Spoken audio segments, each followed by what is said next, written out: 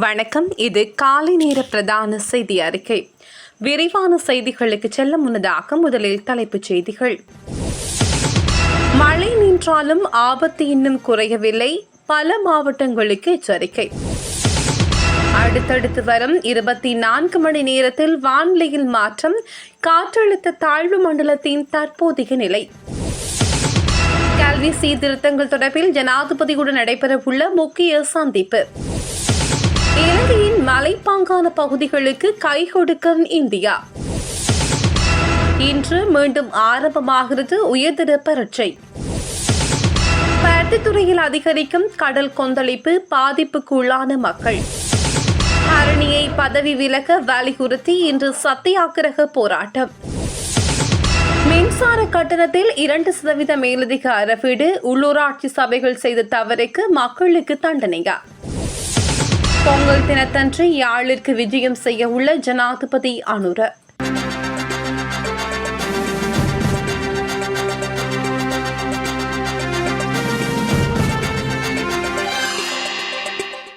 வடக்கு, வடமத்திய, ஊவா, கிழக்கு மற்றும் மத்திய மாகாணங்களிலும் ஹம்பாந்தோட்டை மாவட்டத்திலும் இன்று அவ்வப்போது மழை பெய்யக்கூடும் என வளிமண்டலவியல் திணைக்களம் எதிர்வு கூறியுள்ளது. நாட்டின் ஏனைய பகுதிகளில் பிற்பகல் 1 மணிக்கு பின்னர் ஆங்காங்கே மழை அல்லது இடியுடன் கூடிய மழை பெய்யக்கூடும் என தெரிவிக்கப்பட்டுள்ளது. குறிப்பாக கிழக்கு, ஊவா மற்றும் சப்ரகமுக மாகாணங்களின் சில இடங்களில் 50 மில்லிமீட்டருக்கு அதிகமான பலத்த மழை பெய்யக்கூடும். மேல் சப்ரகமுக, மத்திய மாகாணங்களிலும் காலி மற்றும் மாத்தறை மாவட்டங்களின் சில இடங்களிலும் அதிகால வேளையில் பனிமூட்டமான நிலை காணப்படும் என்று தெரிவிக்கப்படுகிறது. இதேவேளை காங்கேசன்துறையிலிருந்து திருகோணமலையூடாக பொத்துவில் வரையான கடற்பரப்புகளில் ஆங்காங்கே மழை பெய்யக்கூடும் என்றும் எதிர்வு கூறப்பட்டுள்ளது. ஏனைய கடற்பரப்புகளில் இன்று மாலை அல்லது இரவு வேளையில் மழை அல்லது இடியுடன் கூடிய மழை பெய்யக்கூடும் என்று தெரிவிக்கப்படுகிறது.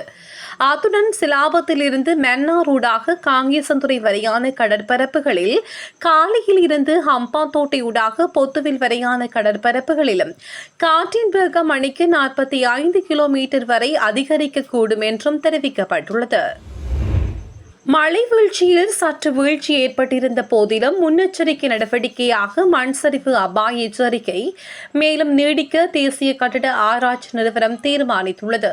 தேசிய கட்டிட ஆராய்ச்சி நிறுவனத்தின் சிரேஷ்ட புவியியலாளர் வசந்த சேனதீர கருத்து தெரிவிக்கையில், நவம்பர் மாத இறுதியில் மற்றும் டிசம்பர் மாதம் முதல் வாரத்தில் பெய்த கடும் மழையினால் பல பகுதிகளில் மண் இன்னும் அபாயகரமான நிலையில் உள்ளதாக தெரிவித்துள்ளார். மண்ணில் ஏற்கனவே அதிகப்படியான ஈரப்பதன் உள்ளதால் பருவமழை காலத்தில் சிறிய அளவிலான மழை கூட மண் சரிவை தூண்டக்கூடும் எனவும் எச்சரிக்கப்பட்டுள்ளது. இதன்படி பதுளை மாவட்டத்தின் லுணுகல, மிகக்கிட்டியுள்ள, வெளிமட, கந்தகெட்டிக, யாயில, ஊவா, பரணகம மற்றும் பசறை ஆகிய பகுதிகளுக்கு விடுக்கப்பட்ட முதலாம் நிலை எச்சரிக்கை மேலும் நீடிக்கப்பட்டுள்ளது. அத்துடன் கண்டி மாவட்டத்தில் உள்ள மினிப்பி மற்றும் உடன்துப்பர பிரதேச செயலக பிரிவுகளுக்கு வெளியிடப்பட்ட முதலாம் நிலை எச்சரிக்கை தொடர்ந்தும் அமுலில் உள்ளது. இதற்கமைக்க நிலத்தில் வெடிப்புகள் ஏற்படுதல், மரங்கள் அல்லது மின் கம்பங்கள் சாய்வடைதல் மற்றும் ஊற்று நீரின் நிறம் மாறுதல் போன்ற அறிகுறிகள் தென்பட்டால் உடனடியாக அவதானமாக இருக்குமாறு பொதுமக்களுக்கு அறிவுறுத்தல் விடுக்கப்பட்டுள்ளது. அரசாங்கத்தின் தற்போதைய கல்வி சீர்திருத்தங்கள் தொடர்பில் ஜனாதிபதி அனுரகுமார் திசாநாயக்கவுடன் கலந்துரையாடல் ஒன்று முன்னெடுக்கப்பட உள்ளதாக தெரிவிக்கப்பட்டுள்ளது. எமது செய்தி சேவைக்கு கருத்துரைத்த இலங்கை ஆசிரியர் சங்கத்தின் பொதுச் செயலாளர் ஜோசப் ஸ்டாலின் இதனை தெரிவித்தார். இதேவேளை தற்போதைய அரசாங்கத்தின் கல்வி சீர்திருத்தங்கள் குறித்து விவாதிக்க நாளை மறுதினம் தமது தொழிற்சங்கங்களை ஜனாதிபதி கலந்துரையாடலுக்கு அழைத்துள்ளதாக ஆசிரியர் மற்றும் அதிபர் தொழிற்சங்க கூட்டணி தெரிவித்துள்ளது. டிட்வா சூறாவளி காரணமாக இடைநிறுத்தப்பட்டிருந்த 2025 ஆண்டுக்கான கல்வி பொருத்தராதர உயர்தர பரீட்சையின் எஞ்சிய பாடங்களுக்கான பரீட்சை இன்று ஆரம்பமாக உள்ளது. பரீட்சை திணைக்களம் இதனை உத்தியோகபூர்வமாக அறிவித்துள்ளது. இதன்படி இன்று முதல் எதிர்வரும் 20ஆம் தேதி வரை இந்த பரீட்சைகள் நடைபெறவுள்ளதாக தெரிவிக்கப்படுகிறது. இந்த பரீட்சை நாடு முழுவதும் உள்ள 2086 பரீட்சை மையங்களில் இடம்பெறவுள்ளது. கடந்த ஆண்டு நவம்பர் மாதம் நிலவிய அதிதீவிர வானிலை காரணமாக மாணவர்கள் எதிர்கொண்ட அசௌகரியங்களை கருத்தில் கொண்டு உயர்தர பரீட்சைகள் ஒத்திவைக்கப்பட்டிருந்தன. இந்த நிலையில் அதிதீவிர வானிலையால் தேசிய அடையாள அட்டைகள் இழந்த மாணவர்கள் கிராம அதிகாரிகளின் உறுதிப்படுத்தல் கடிதத்துடன் பரீட்சைக்கு தோற்ற அனுமதி வழங்கப்பட்டுள்ளது. அத்துடன் அனர்த்தங்களினால் பாதிக்கப்பட்ட பகுதிகளில் உள்ள மாணவர்கள் பரீட்சை நிலையங்களுக்கு தடையின்றி செல்வதை உறுதிப்படுத்துமாறும் மாவட்ட செயலாளர்களுக்கு பணிப்புரை விடுக்கப்பட்டுள்ளது.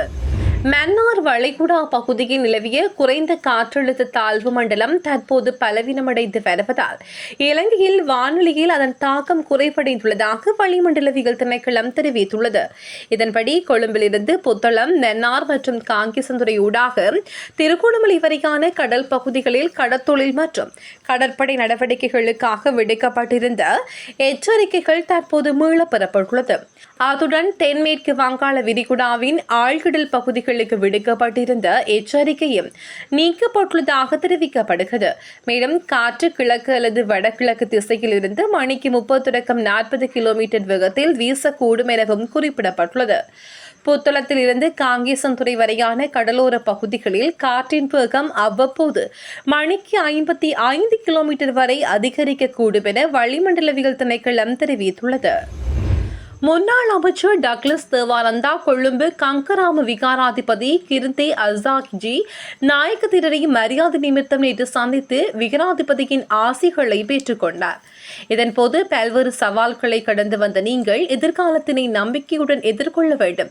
இந்த நாட்டிலே நியாயமான முறையில் சிந்திக்கின்ற தமிழ், சிங்கள, முஸ்லிம் மக்கள் மத்தியில் உங்களின் அரசியல் செயற்பாடுகள் தொடர்பாக உயர்ந்த அபிப்பிராயம் இருப்பதை அவதானிக்க முடிகிறது என்றும் விகாராதிபதி தெரிவித்துள்ளார். மேலும் திட்டமிடப்பட்ட காரணங்களுக்காக அவதூறு பரப்பப்படுகிறவர்கள் தொடர்பாக அலட்டிக் கொள்ளாமல் மக்கள் நலன் சார்ந்த செயற்பாடுகளை முன்னெடுக்க வேண்டும் எனவும் டக்ளஸ் தேவானந்தாவின் அரசியல் செயற்பாடுகளை தொடர்ந்தும் நாட்டு மக்கள் எதிர்பார்ப்பதாகவும் குறித்த சந்திப்பின் போது விகாராதிபதி தெரிவித்திருந்தமை குறிப்பிடத்தக்கது. வீதிகளில் அமைக்கப்பட்டுள்ள மின் விளக்குகளினால் ஏற்படும் செலவுகளை ஈடு செய்வதற்கு பாவனையாளர்களின் மின்சார கட்டணங்களில் 2% அறவிடப்படும் என்ற அரசாங்கத்தின் முன்மொழிவு மின்சார பாவனையாளர்களுக்கு மேலும் அசௌகரியத்தை ஏற்படுத்தும் செயற்பாடு அல்ல என வலுசக்தி அமைச்சு தெரிவித்துள்ளது. அத்துடன் நடைமுறையில் உள்ள செலவு பகிர்வை உத்தியோகபூர்வமாகவும் வெளிப்படையாகவும் ஒழுங்குபடுத்தும் முயற்சி எனவும் அமைச்சு குறிப்பிட்டுள்ளது. ஆங்கில ஊடகம் ஒன்றுக்கு வழங்கிய சேவையில் வலுசக்தி அமைச்சின் செயலாளர் உதய ஹேமாபல இந்த விடயத்தை உறுதிப்படுத்தியுள்ளார். வீதிகளில் அமைக்கப்பட்டுள்ள மின் விளக்குகளினால் ஏற்படும் செலவுகளை உரிய நகர மற்றும் மாநகர சபைகள் ஏற்க வேண்டும். ஆனால் பல உள்ளூராட்சி அமைப்புகள் இதுவரை மின்சார சபைக்கு செலுத்த வேண்டிய மின்சார கட்டணங்களை செலுத்த தவறியுள்ளதாகவும் அவர் சுட்டிக்காட்டினார். அதன்படி செலுத்தப்படாத மின்சார கட்டணங்கள் மின்சார சபையின் இழப்பாக கணக்கிடப்படுகின்றன. இந்த இழப்புகள் மின்சார சபையின் மொத்த இழப்புகளில் 2% எனவும் அவர் குறிப்பிட்டுள்ளார். ஜனாதிபதி அனுரகுமார திசாநாயக்க பொங்கல் தினத்தில் யாழ்ப்பாணம் சென்று பல்வேறு நிகழ்வுகளில் பங்கேற்க உள்ளதாக தகவல்கள் வெளியாகியுள்ளது. இது தொடர்பில் மேலும் தெரிவிக்கையில் யாழ்ப்பாணத்திற்கு விஜயம் செய்யும் ஜனாதிபதி 15ஆம் தேதி மதியம் 2 மணியளவில் வேலணை தெற்கு ஸ்ரீ சுப்பிரமணியம் சுவாமி கோவில் முன்றலில் இடம்பெறும் பொங்கல் நிகழ்வில் கலந்து கொள்ள உள்ளார். அதன் பின்னர் அங்கிருந்து மாணிப்பாய் மருதடி விநாயகர் ஆலயம் ஒன்றலில் இடம்பெறும் பொங்கல் நிகழ்வில் மாலை 4 மணியளவில் கலந்து கொள்ள உள்ளார். மறுநாள் 16ஆம் தேதி காலை 9 மணிக்கு மீசாலை ஆரம்ப பாடசாலையில் வீட்டுத்திட்ட பயனாளிகளுக்கான காசோலை வழங்கும் நிகழ்வில் கலந்து கொள்வார். இறுதியாக மதியம் 2 மணியளவில் கொக்குவில் தொழில்நுட்ப கல்லூரி மைதானத்தில் முழுநாடு ஒன்றாக போதைப்பொருள் ஒழிப்புக்கான தேசிய செயற்பாட்டு நிகழ்வில் கலந்து கொள்ள உள்ளார். பருத்தித்துறை மூர்க்கம் கடற்கரை காலநிலை சீரின்மை காரணமாக ஏற்பட்ட கடற்கொந்தளிப்பால் பெரிதும் பாதிக்கப்பட்டுள்ளது. பருத்தித்துறை தும்பளை கிழக்கு பகுதியில் உள்ள மூர்க்கம் கடற்கரையில் அமைக்கப்பட்ட சிறுவர் பூங்கா, கான்கிரீட் வீதி, சீமெந்து இடுகைகள், நடைபாதை உள்ளிட்ட நிரந்தர கட்டுமானங்கள் அனைத்தும் கடல் கொந்தளிப்பால் சேதமடைந்துள்ளது.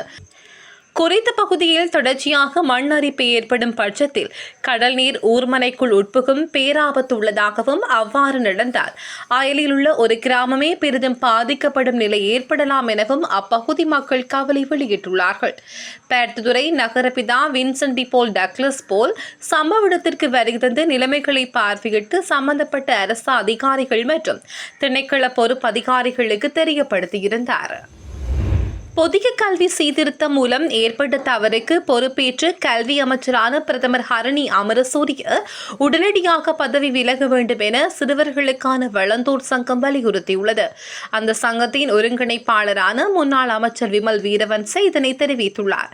அத்துடன் எந்தவொரு அறிவியல் அடிப்படையும் இன்றி முன்வைக்கப்பட்டுள்ள கல்வி சீர்திருத்தம் மீளப்பெறப்பட வேண்டும் என்றும் அவர் வலியுறுத்தினார். முச்சக்கர வண்டிகளை திருடி அவற்றின் இயந்திரங்கள் மற்றும் செசி இலக்கங்களை மாற்றியும் வர்ணங்களை மாற்றியும் மீண்டும் விற்பனை செய்து வந்த 3 சந்தேக நபர்கள் கைது செய்யப்பட்டுள்ளனர். ஸ்ரீ ஜெயவர்தனபுர பகுதியில் நபரொருவர் தமது முச்சக்கர வண்டி திருடப்பட்டதாக வழங்கிய முறைப்பாட்டின் அடிப்படையில் நுகேகுடியில் குற்றப்புலனாய்வு பிரிவினர் முன்னெடுத்த விசாரணையின் போது சந்தேக நபர்கள் கைதாகியுள்ளனர். கைதானவர்கள் அங்குருவெல்ல மற்றும் குருவிட்ட பகுதியைச் சேர்ந்த 28 முதல் 43 வயதுக்குட்பட்டவர்கள் எனவும் தெரிய வந்துள்ளது. அவர்களிடமிருந்து சட்டவிரோதமாக மாற்றம் செய்யப்பட்ட 11 முச்சக்கர வண்டிகள் போலீசாரினால் மீட்கப்பட்டுள்ளது. கடந்த சில நாட்களாகவே அர்ஜுனா ராமநாதனிடம் துப்பாக்கி இருக்கின்றதா என்கின்ற சந்தேகம் அநேக மாணவர்களிடம் இருந்த ஒரு பெரிய கேள்வியாக உள்ளது. அதனை விட இது மக்களிடமும் சமூக வலைத்தளமும் பேசுபொருளாக மாறி பெரும் சர்ச்சையை ஏற்படுத்தியுள்ளது. இதனை நிரூபிக்கும் முகமாக அர்ஜுனா ராமநாதன் முகநூல் பக்கத்தில் ஒரு செய்தியொன்றை வெளியிட்டு அதனை தெளிவுபடுத்தினார். அவர் அதில் தெரிவிக்கையில் தன்னை பாதுகாப்பதற்காக தன் இடுப்பில் தொங்கிய துப்பாக்கியுடன் என் சகோதரரை உட்பட பல பேரை நேரில் கண்டிருக்கின்றேன். காலம் கதைகளை மாற்றி போட்டுள்ளது. தன் இனத்துக்காக தன்னை இழப்பதற்கு தயாராக இல்லாதவனால் ஒரு இனத்தின் வழிகாட்டியாக மாற முடியாது. இது எங்களுக்கு காலம் சொல்லி தந்த பாடம். தன்னைத்தானே பாதுகாத்துக் கொள்ள தெரியாதவன் தன் இனத்தை பாதுகாக்கப் போவதில்லை. நீங்கள் கேட்கின்ற சகல கேள்விகளுக்கும் உரிய ஒரே ஒரு பதில் ஆம், அரசாங்கம் ஒரு பாராளுமன்ற உறுப்பினருக்கு பாதுகாப்பு தர மறுத்திருக்கிறது. ஆதலால் என்னை நானே பாதுகாப்பதற்காக அரசாங்கம் அனுமதி அளிக்கப்பட்ட துப்பாக்கியை தந்திருக்கிறது என்றும் அவர் தெரிவித்துள்ளார். இதுபோன்ற செய்திகளை தெரிந்து கொள்ள யாழ் டிவி நியூஸ் சேனலை சப்ஸ்கிரைப் செய்து அருகே இருக்கிற பெல் பட்டனையும் கிளிக் செய்து கொள்ளுங்க. மேலும் இதுபோன்ற செய்திகளை உடனுக்குடன் தெரிந்து கொள்ள யாழ்டிவி.com எனும் இணையதளத்தின் வாயிலாக எங்களோடு இணைந்து கொள்ளுங்கள்.